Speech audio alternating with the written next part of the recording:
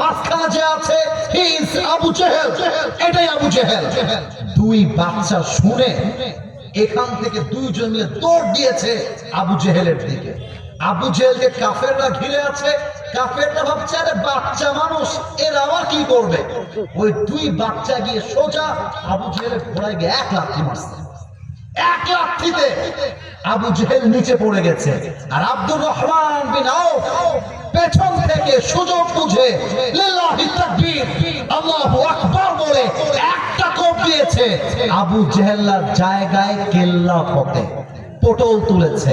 আর সঙ্গে সঙ্গে এই দুই বাচ্চার জন্য বদরের যুদ্ধে তাওয়াক্কুলের জন্য, সবরের জন্য মুসলমানদেরকে বিজয় দিয়েছে একজন। বলেন সবাই তিনি কে?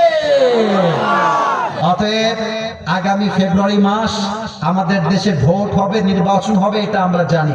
ভোট চাচ্ছি তা না, আমরা চাই মুসলমানরা সামনে এগিয়ে বলবে আমাদের দেশ চলবে কোরআন দিয়ে, আমাদের দেশ চলবে মদিনার রাসূলের আদর্শ দিয়ে। টাঙ্গাইলের ভাইরা ঠিক কিনা বলে?